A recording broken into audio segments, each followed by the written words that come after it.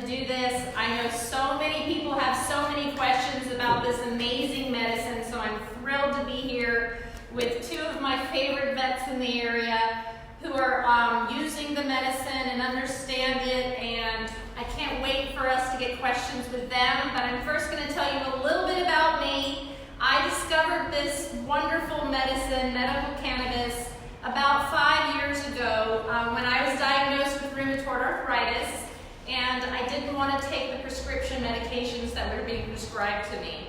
I had already seen that they were linked to lymphoma and other dangerous illnesses, and I wasn't interested in that. I tried to practice a pretty natural lifestyle, so I started to look for a natural medicine, and that's when I found CBD. I started taking it, and not only did my joint pain go away, but my anxiety and stress levels went down, and I thought, why doesn't everybody know about this? So it changed my life so much that I literally sold my business and threw myself into the medical cannabis industry. I wanted to learn all about it. I wanted to know why we didn't know more about this medicine. So of course I went to California, and California is where I started meeting parents who were treating their children with medical cannabis. I was watching children who had seizures that would completely stop when they were given cannabis oil. I got involved in an organization in Florida called Cannabis, where I worked with a lot of parents, and the business I sold was a magazine, so I told a lot of their stories. On top of that, I have a rescue farm called Fireflake Farm, where I rescue farm animals, dogs, humans sometimes, and I wanted to find out if it would work with them also. And when I wanted to know more about this, I was invited to be a part of the inaugural class at the University of Vermont School of Medicine, who had a program for medical cannabis therapeutic use in biology. I also own a grooming, boarding, and a pet retail store where we only sell natural products called Beautify the Beast. When I went to the University of Vermont and got this certificate is when I found out that our beloved animals have the exact same system as we do, the endocannabinoid system.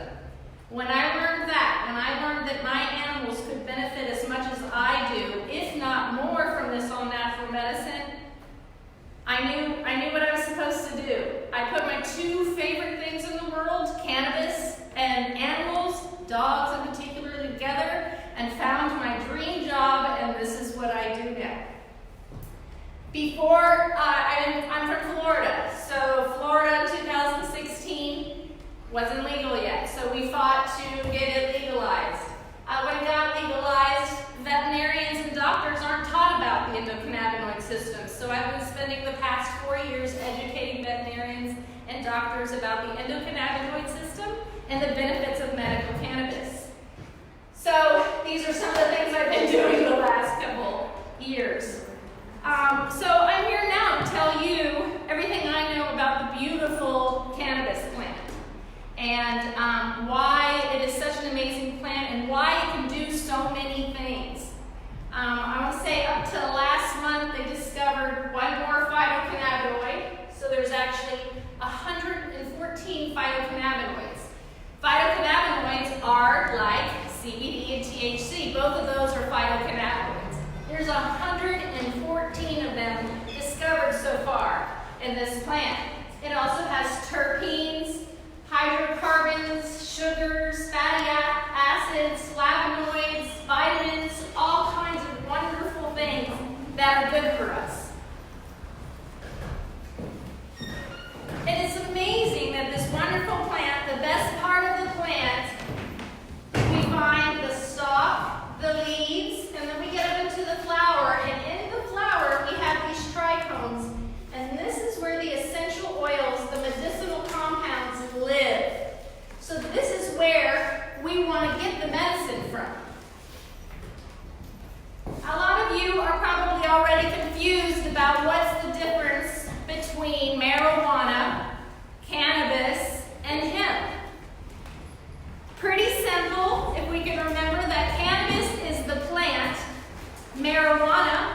made-up term, means it has THC in it.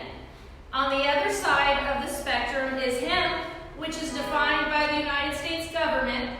So if you're confused, these are brand new. 0.3% less THC or less is defined as hemp by the United States government. Everything in between could be anything. So if the cannabis plant has more THC, it has less CBD, and if it has more CBD, it has less THC. So we are breeding plants, cannabis plants that are very high in CBD and very low in THC, of course being the 0.3%, which is legal in all 50 states. So that's what we give our pets. Now our pets are very sensitive to THC and medical cannabis because they have twice to 10 times more receptors than we do. We have CB1 and CB2 receptors. So we, as human beings, need to be more kind of to the one-to-one this way when pets don't need nearly as much and are really getting a lot of benefits from the hemp medicine. And the very two most important cannabinoids are THC and CBD.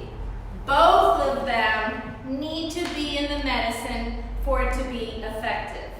THC is the cancer killer. It's wonderful for pain relief, anti-nausea, it's a sleep aid, an appetite and mood stimulant. CBD actually helps THC work even better. It has all of the wonderful same benefits like anti-inflammatory, anti-anxiety, seizure reduction, anti-nausea, all of these things. I think he's my best friend. He's not. Here's Sanjay Gupta. I love how he explains the difference between CBD and THC. I don't know if you've all seen the weed documentary. He's got 5 now, but they're very educational and wonderful. Not anything on pets yet, but wonderful. Let's talk about marijuana and your brain. It's a rather complicated process, so let's start off with what's familiar to you. THC. THC is the chemical in weed that gets you high. You feel lightheaded, feel giddy, sometimes relaxed. Marijuana, you can smoke it, you can eat it in an extract of food, you can inhale it with a vapor pen, or consume it in oil form. It's especially good for little kids who are taking it as a medicine. No matter the method, THC goes through your bloodstream and into your brain. And there, the THC is going to latch onto these special receptors. When they are stimulated, you release dopamine. It sends signals to various nerve cells all around your body and makes the user feel high. Not all cannabis is going to get you stoned. That's because marijuana contains another chemical known as CBD. That's cannabidiol. Marijuana plants that have low THC and high CBD can work really well as a medicine. They can treat things like epilepsy. It works because the CBD chemicals require excessive electrical and chemical activity in the brain. I have this 3-year-old girl who went from having 300 seizures a week to 2 per month after her parents gave her cannabis with high levels of CBD. When it comes to marijuana, there's some 500 different chemical compounds. All these compounds work together. It's something known as the entourage effect. It's important because you can't just take a chemical out of marijuana and make a medicine. You need the whole plant, especially when it comes to using pot instead of pills.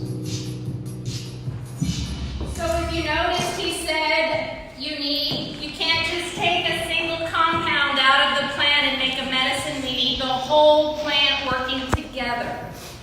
So that's one of my favorite things. So this is one of my favorite resources, leafly.com, if you're interested in finding out more about the plant and how it benefits humans.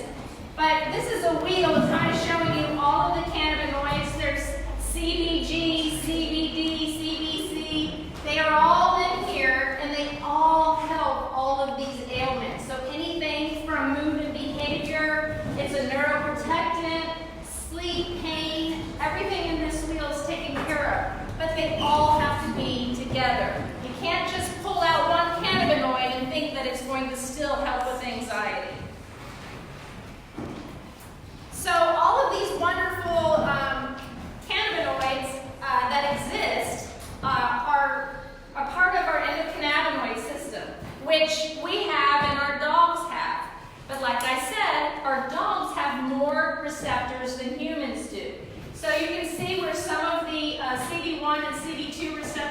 are located throughout their body and their brain. I was just talking to Dr. Hirsch about why salves work so well, and I just learned that dog skin actually have every single layer of their skin has both CB1 and CB2 receptors in them. We don't even have that. So a dog with a tumor or something on its skin, being able to put a salve is actually going to work really well on it because the receptors are right there in the skin. So they're everywhere. So when your dog is taking a tincture and it's going into their bloodstream, it's going through and helping anything that's going on in their body. CB1 receptor is the most abundant protein-based receptor found in the human brain and the central nervous system. It does everything from controlling your mood. Think of it as the endocannabinoid system is responsible for controlling our mood, our appetite, our stress levels, inflammation in our body. So when we have a deficiency and something is wrong, and we take medical cannabis, it helps that deficiency. So just like me, when I was taking it for my joint pain, my anxiety level went down. Things like that start to happen. For instance, when I was treating my Doberman for anxiety during thunderstorms, her fatty little tumor on her eye injury disappeared. So things like that keep happening, and you're like, how does it happen? Because it's working into the bloodstream and filling all those deficiencies. The first time that we get CBD is through our mother's breast milk.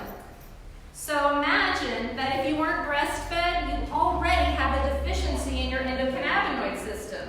If a puppy's taken away from their mom too early, they may have a deficiency already, or it could be part of the breed. So think of it as a deficiency in your endocannabinoid system, and there happens to be this all-natural, wonderful plant that has phytocannabinoids that interact with our system and fill those deficiencies. Isn't that amazing? Grows out of the ground.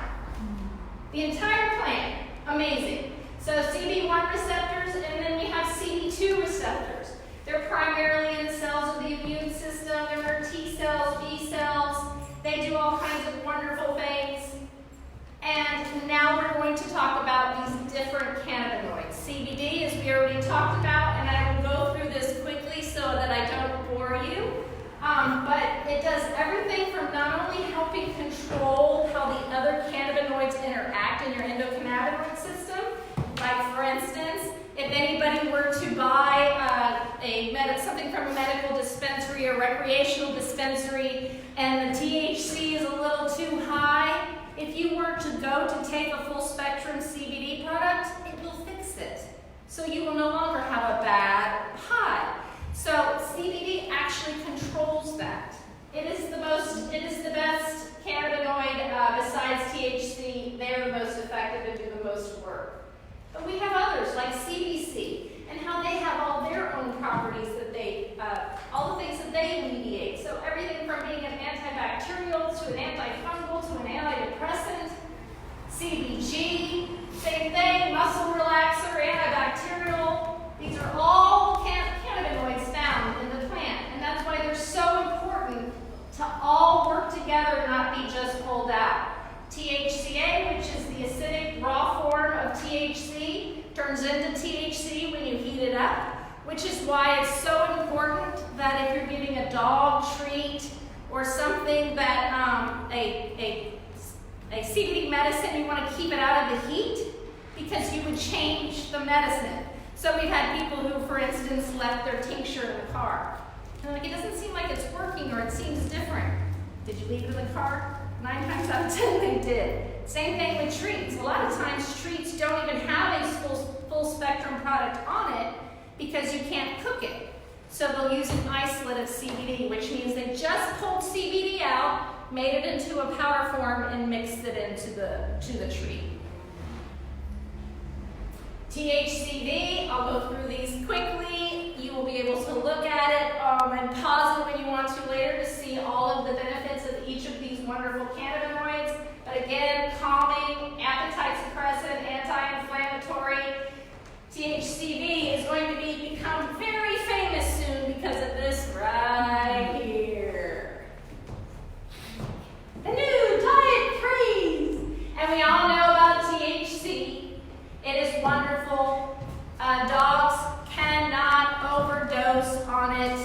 In 1970, they actually did a study for humans, and they used animals as their, what am I trying to say? Test subjects. And they had rats, beagles, and chimpanzees, and they wanted to see how much THC would kill somebody.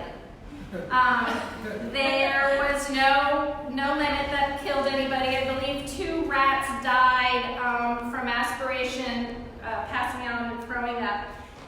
The chimpanzees, there's no LD50 for dogs, no overdose for dogs, and the chimpanzees' livers actually learn to metabolize the THC and bring themselves back to normal.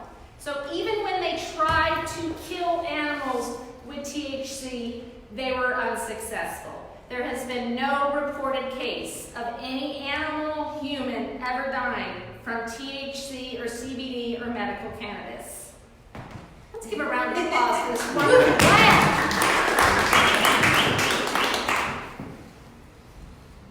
The other beautiful thing about this plant are the terpenes that exist in it. And terpenes exist in other plants like rosemary and lavender and lemons and oranges. And they all, most of the time, they represent how it smells or what they look like.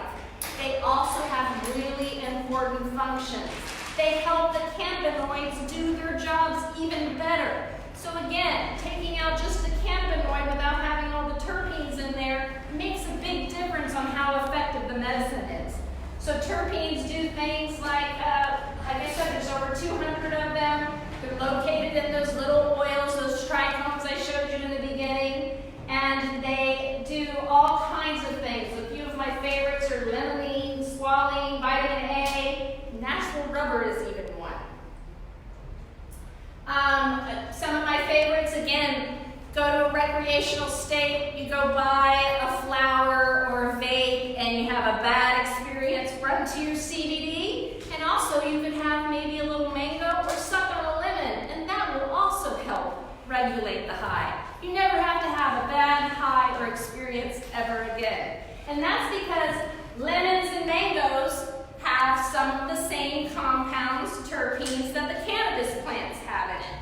Which is why, for instance, in the tinctures that I formulated, I added other essential oils that had some of the same terpenes that help the cannabinoids work even better. So, pinene, when you smell the smell of pine, rosemary, those are all terpenes. Here's some of the physiological effects of terpenes.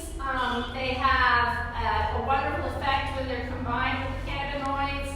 They directly affect the endocannabinoid system. Myrcene is thought to potentiate the effect of cannabinoids. Limonene can help with the absorption of cannabinoids. So all of this is already known. Everything that we already know about the medicine, we know on the human side of things, and it's pretty much the same thing when we come over to pets.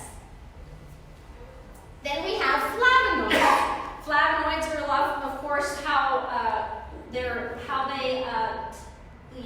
the taste, the smell. There's 29 of them found in cannabis. You'll notice the one here down at the bottom. I can never say it right. How do I say it, Carter? Quercetin? Am I saying it right? We're very familiar with that one already, how it's a great antihistamine, antifungal, and wonderful CB1 agonist. So these are more compounds in the plant that are so important to be present when we're extracting them from the plant. So, we've got the cannabinoids, the terpenes, and the flavonoids. These all make a full spectrum product. So a full spectrum product has all the cannabinoids in addition to CBD, that 0.3% THC, and the terpenes we just mentioned. So you have them all together. That is the most effective medicine. This is the medicine that is being used in clinical research studies and shown to get rid of cancer, stop seizures, stop pain. So when they all work together, they're wonderful. It's kind of like, it's called the entourage effect, but just like this guy here in the middle, CBD, he's not nearly as effective when he doesn't have the rest of his group with him. And when you pull it out all by itself, when you pull THC out, it's called broad spectrum. You'll see a lot of people now using That is the definition of broad spectrum, so that doesn't even make any sense. So broad spectrum means they have taken THC out so that it's not detectable on a drug test or on a lab certificate. And then we have isolate, which is the newest, cheapest way, and this is when they just pulled out CBD, and it's usually in a powder form, and it's already coming from China. So we do not want broad spectrum, isolate, because without all of the others, it's not as effective. This is one of my favorite cannabinoids, I can never say it, anandamide. It's why we love chocolate and truffles so much. So if you were wondering why you maybe have had a slight addiction to chocolate or truffles, it's because of this wonderful cannabinoid.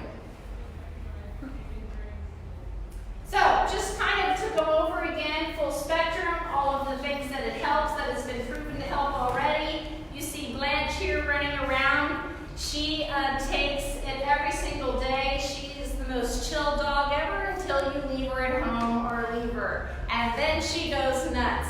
It completely calms her without any side effects.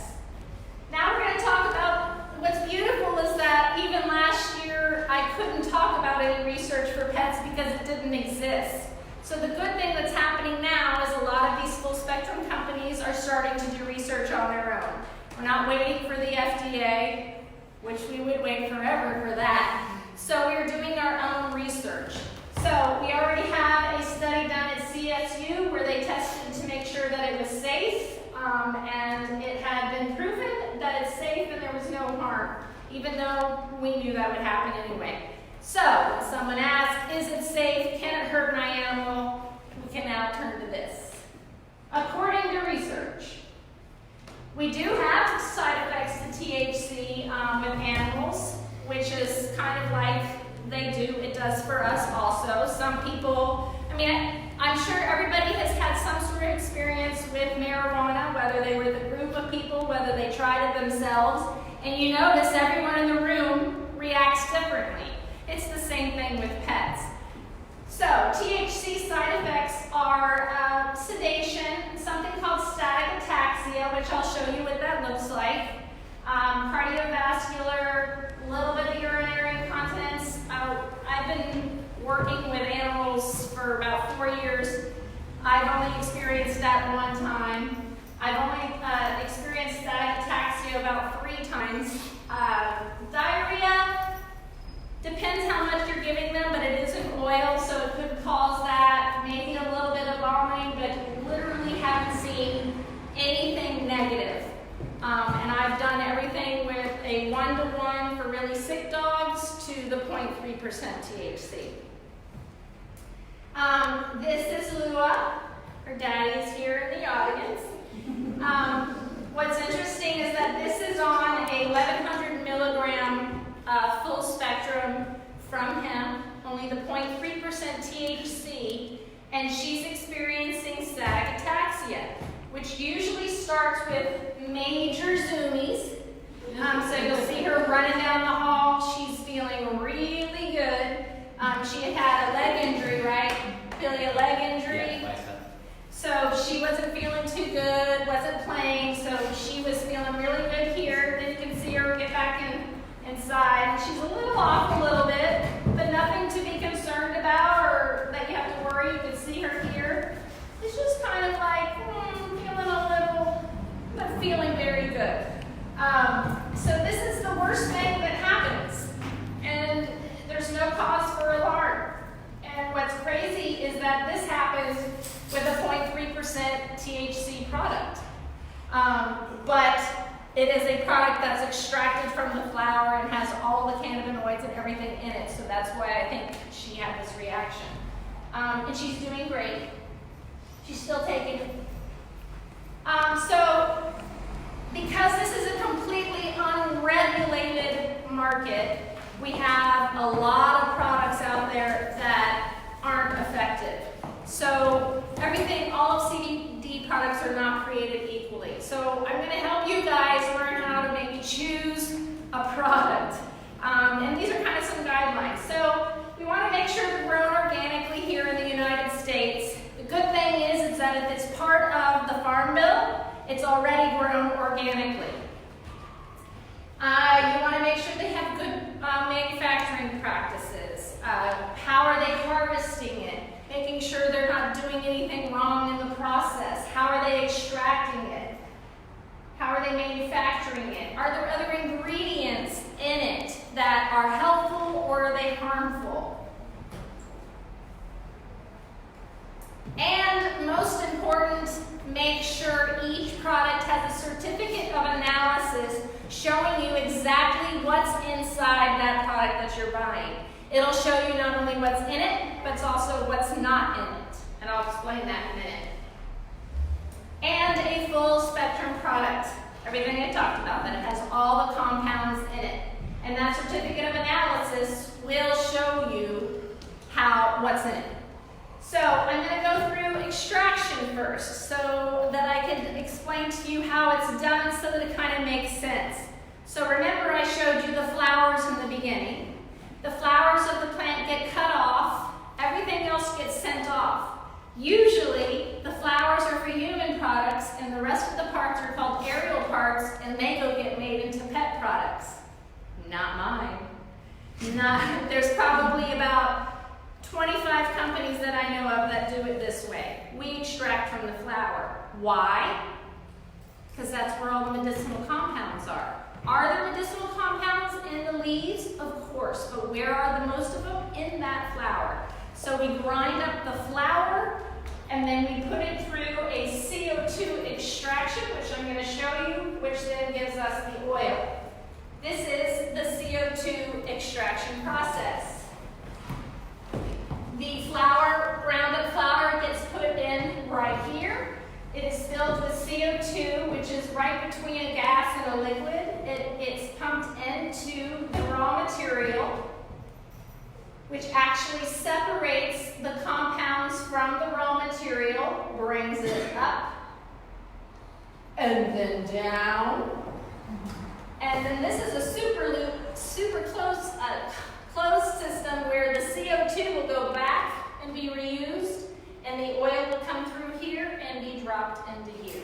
So that's what a CO2 extraction process looks like. Also, how each product is made is also important. So many of them nano-emulsified, which means they make it into smaller particles so that they're easily absorbed. I know one brand that has a product that you can put it inside the dog's ear, and they've nano-emulsified it so that it gets absorbed really quickly. Of course, if you're putting it on the dog's gum, it being smaller will help it absorb more quickly, and more medicine will be absorbed into the bloodstream. So this is just an example of showing that the smaller the particles are, the more they can get in versus if they are just left normal or not nano-emulsified. Also important what's in it. One of the reasons why I went ahead and made my own tinctures and products is because I couldn't find anything in 2016. I could only find human products, and a lot of times those human products have things like flavoring, stevia, xylitol, which we all know is terrible for dogs. So those things were in there, and I knew dogs, especially sick dogs, didn't eat that. So that's why I ended up making my own, because I couldn't find a pet product back then. So one of the things I learned is that MCT oil, certain oils are very good with helping the medicine get into the system and be absorbed better. So if you do have a tincture or a salve or a product, you want to look for these things to help with the absorption. MCT oil is wonderful. Hemp seed oil on its own is a wonderful addition to any dog's diet. It reduces inflammation on its own. It's a wonderful omega-3 and 6 and fatty acid, but it does not have any cannabinoids in it. It comes from the seeds, so keep that in mind. Sunflower oil, avocado oil, grapeseed oil, these are all wonderful carrier oils. Labeling is something that is constantly changing because it's not regulated by the FDA, but in the industry we are still always self-regulating ourselves. So a couple of things that you want to look for on the label. is that you want to make sure that the product is specifically made for pets. Usually you want to make sure that they have a veterinarian that was overseeing everything and looking over what the formulations were to make sure that they're safe, or a medical cannabis expert. You want to, on the bottom of the bottle or somewhere on the bottle should be a batch number. There should also be an easy way for you to link to the certificate of analysis so that you can match the batch number to the certificate and see everything that's in the product that you are buying. You also want to make sure that you see the amount of THC and CBD. There's the Farm Bill statement that says this product contains less than 0.3% THC, and then of course the wonderful FDA statement that says this product has not been tested or does not treat and whatever, and then of course information on where you can find more about the company. Certificate of analysis. So the certificate of analysis is where on that label you can go to the QR code and go directly to it. Oftentimes you can go to the company's website and find it. It's usually listed right by the product, or they have it in their menu. But this is how you find out about what is in the product that you are buying. This is very blurry, but it's listing out all the cannabinoids that we mentioned, how much is in it. Now, you don't have to be concerned about how much is in it. You just want to see that they are there, because that will show you that it's a full spectrum product. It also shows you the terpenes, and it shows you what is not in the product, meaning no pesticide contamination, no heavy metals, no herbicides. Nothing that should be in there should show up on these certificates. There's other ways of extracting. For instance, sometimes they use butane and ethanol. That would also show up on a certificate. So if you see that on there, then you know that was a different extraction process and you want to stay away from that. How to administer. The best way, the most effective way, and most cost-effective way is to use a tincture, especially if you're treating something serious. Lift the dog's lip, as you can see I'm doing here. Shake the bottle first because it's a natural product. Lift their lip. Put it right onto the gums. You can see I kind of tilt her head back so it goes down her throat. One thing I don't hear, wipe off the dropper before you put it back in your bottle. Squirt onto her gums and give her a reward. Dosing is a huge question. I want to say it was like about a month ago, the most searched item on Google and Facebook was, how much CBD do I give? That's insane. So the first part of that is we don't have to worry about overdosing. We already know we can't hurt our pet. The worst that will happen is that they get static ataxia, which is not dangerous. So we don't have to worry about overdosing. But we also have to realize that every dog is different. We don't treat by how much they weigh. We treat by what is their ailment, and each dog is different. So I always tell this story, so I forgive those who have heard this story over and over again. But my 9-pound Schnauzer needs 2 full droppers, 18 milligrams of full spectrum to calm down during a thunderstorm, when my 50-pound Doberman needs a quarter of a dropper, about 4 milligrams, and she immediately calms down. Makes no sense. Now he's older. He could have more deficiencies in his endocannabinoid system than she does. Who knows? But they all react differently. So these are recommendations. So for instance, if it's an anxiety issue or a fear issue, I always say give it to them on their lip. Maybe start with 9 to 12 milligrams. Wait 20 minutes. If they are not completely calm, give them more. We know they can't overdose. So you have to keep giving it to them until you get the desired result. If it's pain, stiffness, joints, allergies, you think, well, how do I figure that out? Trust me, you'll see. When you hit the right dose, you have an old dog that's now running around, playing, appetite is better. You can really see it. People always say that the dog looks puppy-like again because it's having so much fun. When it's something serious like cancer, seizures, other ailments, or the dog is a senior or geriatric and also has some sort of disease, we always like to go much higher, 37 to 50 milligrams a day. 50 milligrams is what they were using in a cancer research study that I'll show you later in this presentation. So this is kind of like a starting point, but you know your dog best, so just give them a little bit and watch and increase until you get them the way you want. This is dosing math 101, because some people get very confused. We posted this up and they said, well, I don't understand. My bottle has 300 milligrams. How do I know how much each dropper is? So this will help you with the math when you're figuring it out. Most bottles are either 1 ounce or 2 ounce bottles, and they tell you how much it is. So this is each serving divided into how much it has in it, so that you know each dose what you're getting. So there is a little bit of math for those that need it.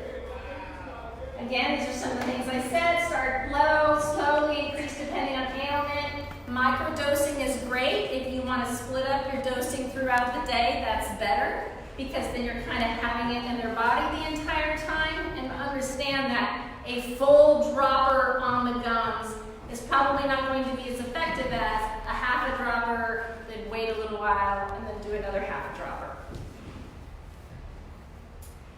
These are some of my wonderful success stories where I live in Florida.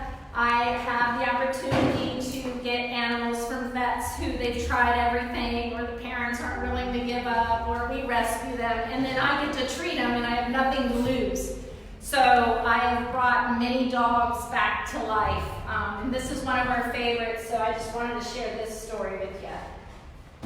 This is Daisy. She's our 17-year-old rescue, and her owner surrendered her to the veterinarian because she couldn't walk anymore. And the vet gave us a call, and we rescued her, brought her to our rescue farm here.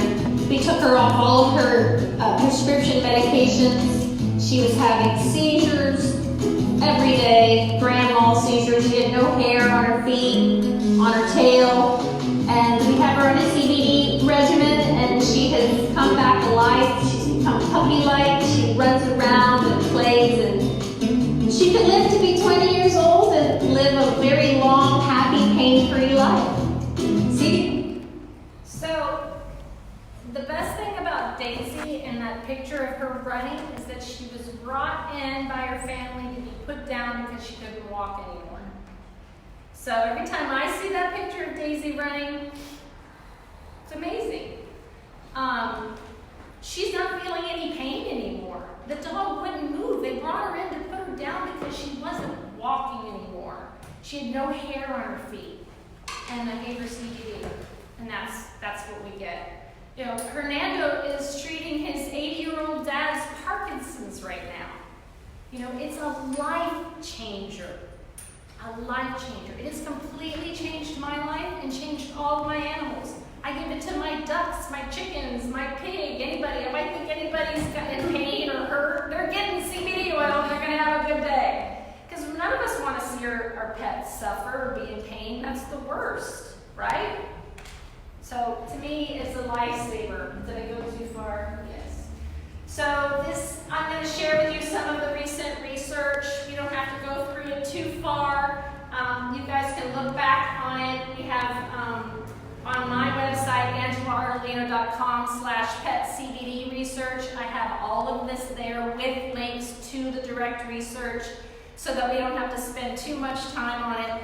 But it's already being researched over and over again. I'm getting sent things all the time. Canada just started research on cancer. It's nonstop on pets. It's wonderful. It's just going to keep on proving what we already know, because it does the same thing for humans as it does for us. I mean, same thing for dogs as it does for us. So cancer, osteoarthritis, epilepsy, Daisy that I was just telling you about, she was having 4 grand mal seizures a day.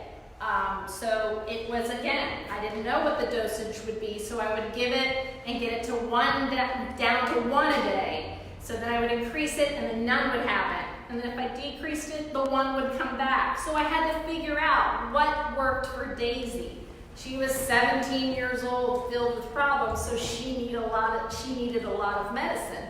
So think of it that way. Just work with it, whether it's yourself, whether it's a parent, whether it's your pet. Just keep working. You'll be able to know when they're not feeling pain anymore and when they're feeling better. When they're running around, you know they're not feeling pain anymore. Anxiety and stress has been tested over and over again. It is amazing to see your dog relaxed and not drugged out and not being able to move. I tell people I have a grooming business, and I would have people come in and go, could you give them the Valium before the groom starts? And the dog can't even stand for the groom. And I'm like, no, we're not doing this anymore. Here's an all-natural product that will calm them. And when you pick them up, they have a perfect groom and they're still calm and happy. That's what we need. And we don't even know what that's doing to their livers and kidneys, all these human drugs that they're giving them. This is a wonderful autoimmune Crohn's disease, how it affects the microbiome, gets rid of inflammation throughout the body. Cardiovascular effects, wonderful cardiovascular effects. Antioxidants, this is my favorite. What you're looking at is the United States patent for medical cannabis as an antioxidant and neuroprotectant. And does everyone see who owns it? Who owns this patent? The United States of America. The United States of America. So wait a minute. They've known this the whole time? So, I like to close with that because if they know, they've been keeping it from us. Not anymore. We're going to tell everybody that we know. I'm pretty much done. These are some pictures of dogs that I've saved or changed or gotten rid of a tumor or whatever it is. And we have them. These are a lot of customers who've been treating their pups, dogs, kitties, a lot of them really old, 16-year-olds. Just one story after another. Clara was my first. She had a giant tumor on her, about grapefruit size on her chest and another one on the back. Gone in 4 months with the heel and the remedy salve. Incredible. Just one story after another one. This is the one that impressed me the most. She got, this fell off. She's 13 years old, Olivia, and this had been on for I don't know how many years, 5 years, and she did the remedy and the heel and it fell off in 2 weeks. So the funny thing that I deal with now is a lot of people freaking out over watching a tumor die and disappear. It's ugly. It's not pretty. But it's happening. It kills it right in front of your eyes. So it's pretty impressive when you see things like this.